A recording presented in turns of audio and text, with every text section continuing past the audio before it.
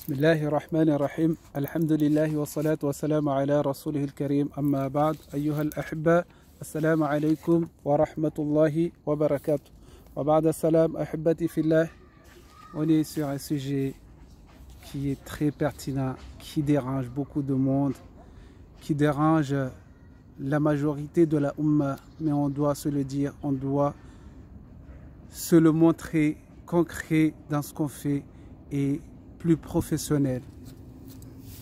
Donc, pour vous dire, le sujet est pourquoi ne pas avoir un diplôme pour enseigner la religion. Déjà, est-ce qu'il est obligatoire d'avoir un diplôme pour enseigner la religion? Première réponse, on dit non. On n'a pas besoin d'un diplôme pour enseigner la religion. Deuxième réponse, oui, on a besoin d'un diplôme pour enseigner la religion. Je reviens et je vous dirai tout cela, Inch'Allah. Alors, pourquoi ne pas besoin d'avoir un diplôme pour enseigner la religion? Rappelle-toi la première fois que Dieu a révélé à Muhammad sallallahu alayhi wa sallam. Qu'a-t-il ordonné à son messager, béni soit-il? Qu'a-t-il ordonné au messager de Dieu, à son messager, béni soit-il? Il lui a dit, Iqra, apprends. Iqra, lis, ô Muhammad. Apprends dans le sens.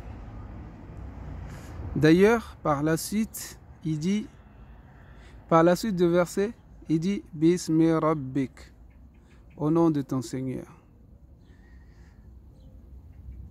ou par le nom de ton Seigneur.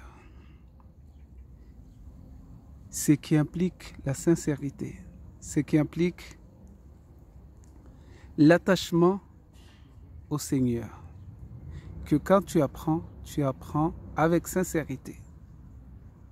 Car si tu lis par le nom de ton Seigneur, il ne devrait pas avoir la vanité, ni la fierté, ni l'orgueil.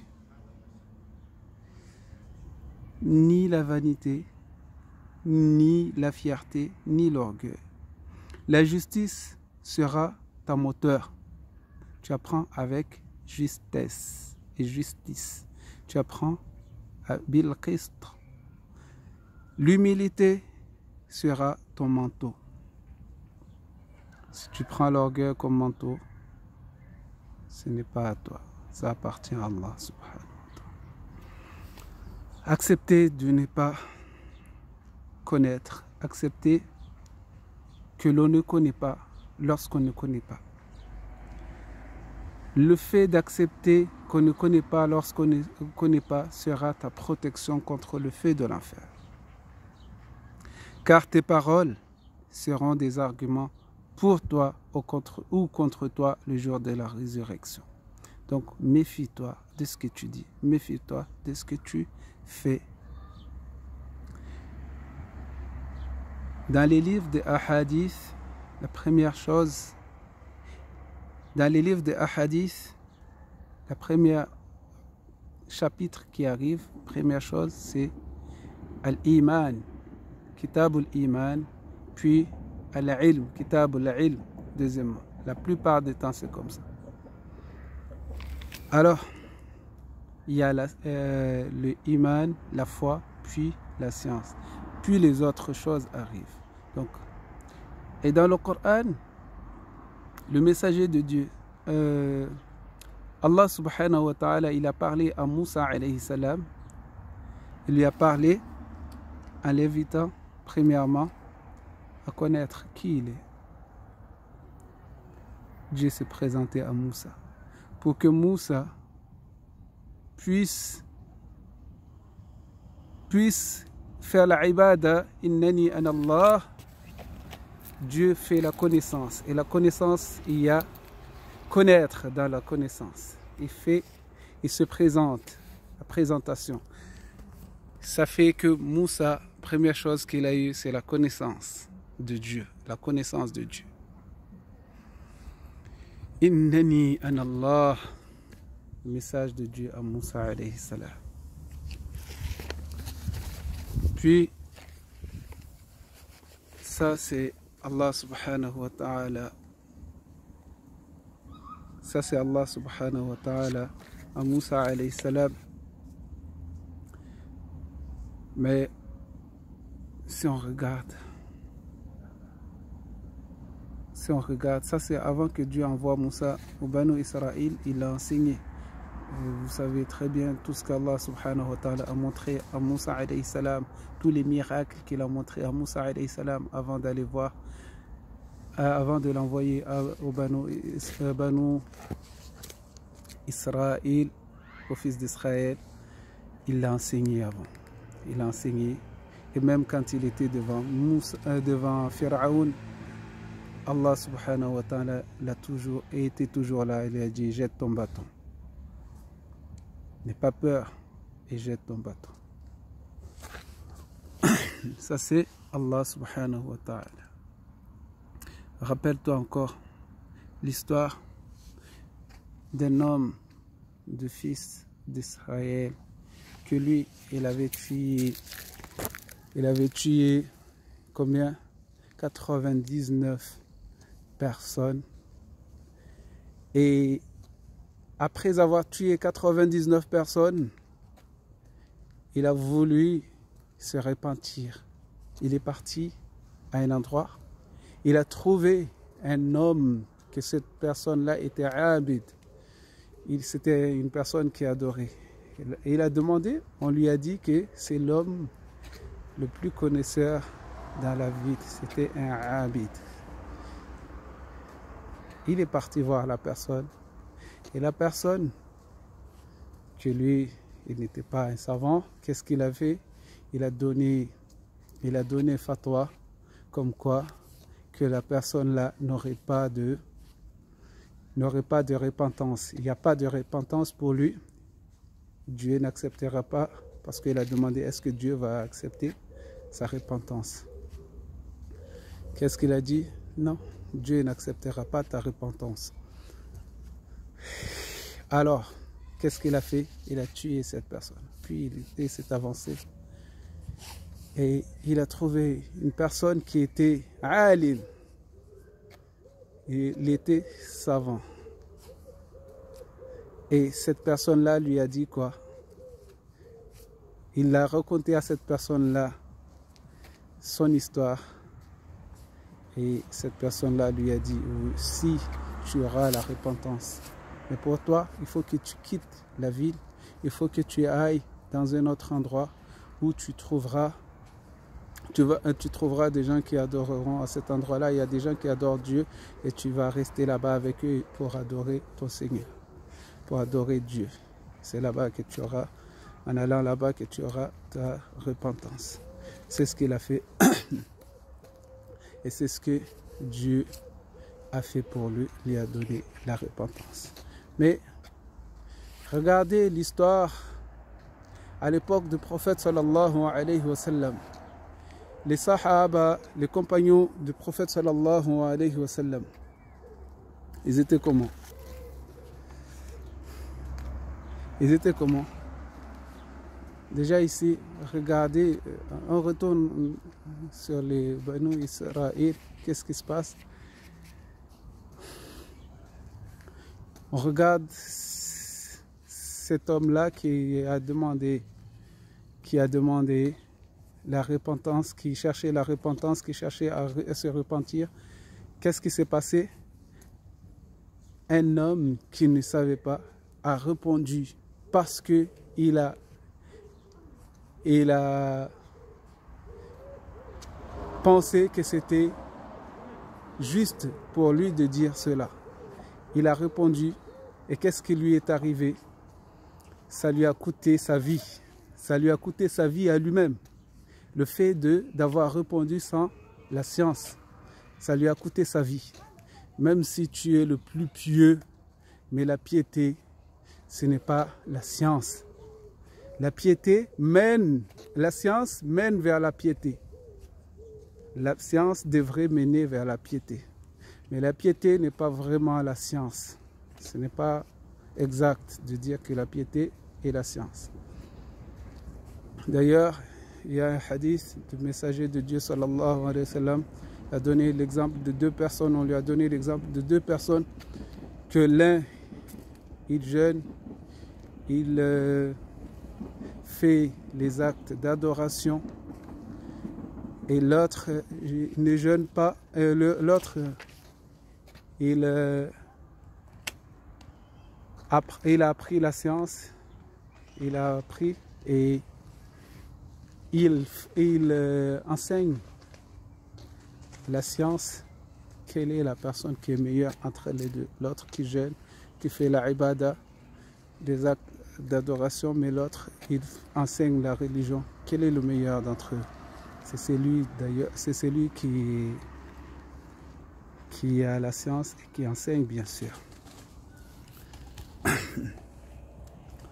Alors, pour avoir, on retourne toujours sur notre sujet, on regarde les sahaba, les compagnons du prophète sallallahu alayhi wa sallam, qu'on dit que as-sahabatu kulluhum adoul, tous les compagnons étaient adoul, ils étaient tous justes, ils étaient tous droits, ils étaient tous justes. Alors, il y a divergence, il y a un truc sur as-sahabat kulluhum adoul. Il y a un sujet dessus, il y a une thèse qui a été faite là-dessus. Vous pouvez le chercher et vous le trouverez, Inch'Allah. Mais ici, ce que je vais vous parler ici, c'est que les Sahaba, il y avait parmi eux les gens qui étaient savants, alors que le messager de Dieu, sallallahu alayhi wa sallam, a dit qu'il était lui garant de il était le garant de ses compagnons, et les compagnons étaient garants des gens qui les suivront. Donc, déjà Allah subhanahu wa ta'ala, il a fait les témoignages pour les compagnons, le compagnon du prophète Mohammed sallallahu alayhi wa sallam. Dieu a fait les témoignages de ces gens-là, que ce sont des gens qui étaient radiallahu anhum wa radu anhu. C'est ça leur témoignage, c'est ça leur diplôme, c'est cela, que Dieu est content d'eux et ils sont contents de Dieu. Ils sont contents de Dieu.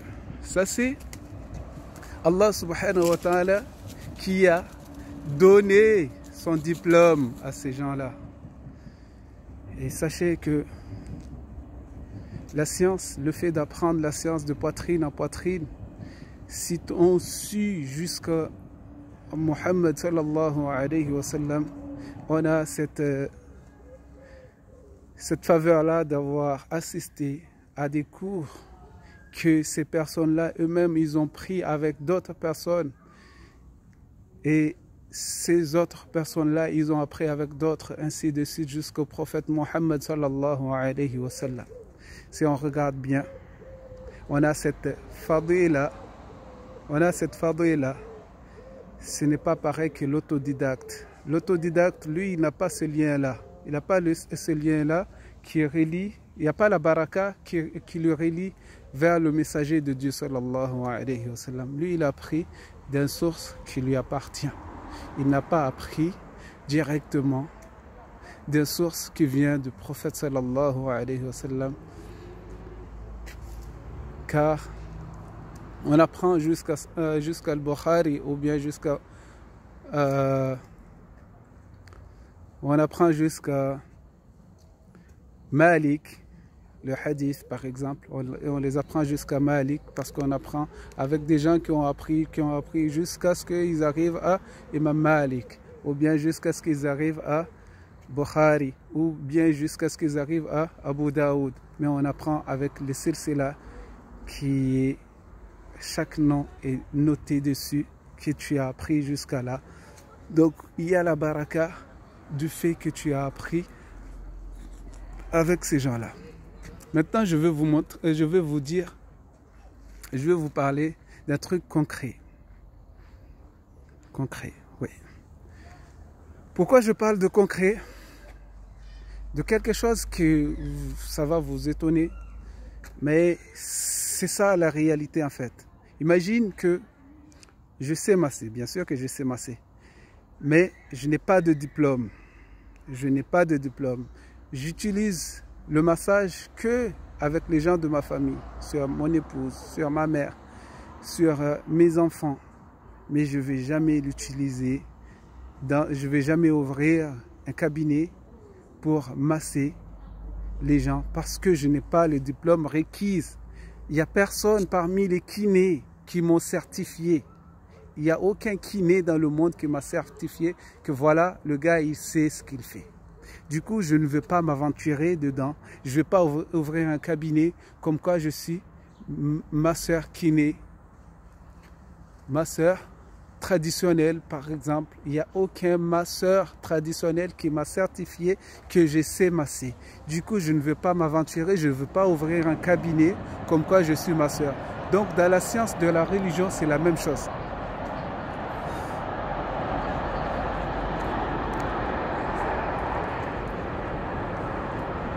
Dans la science de la religion, c'est la même chose.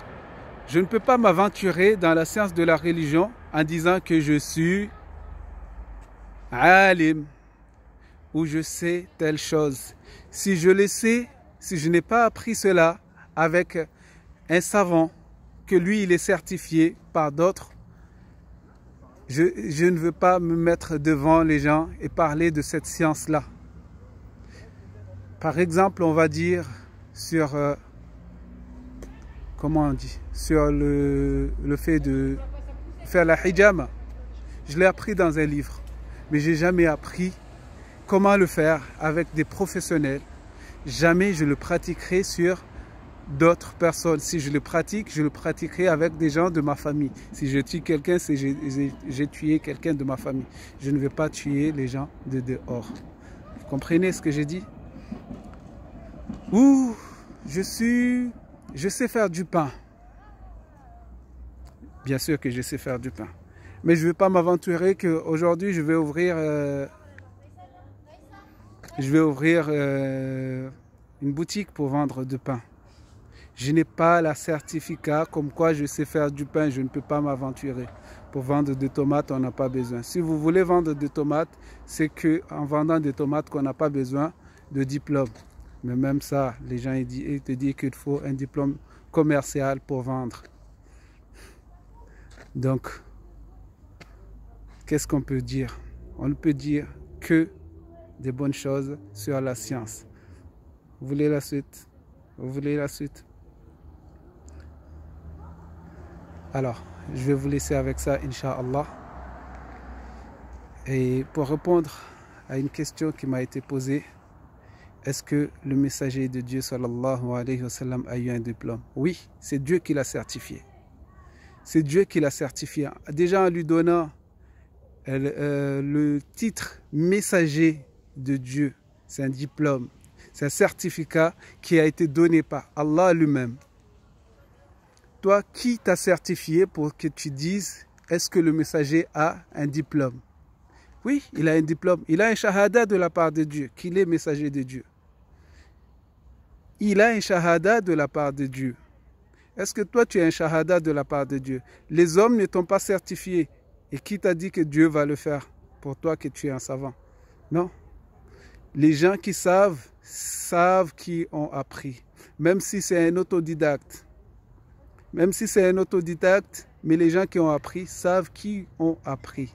Qui sait? Ils savent. Ceux qui ont appris.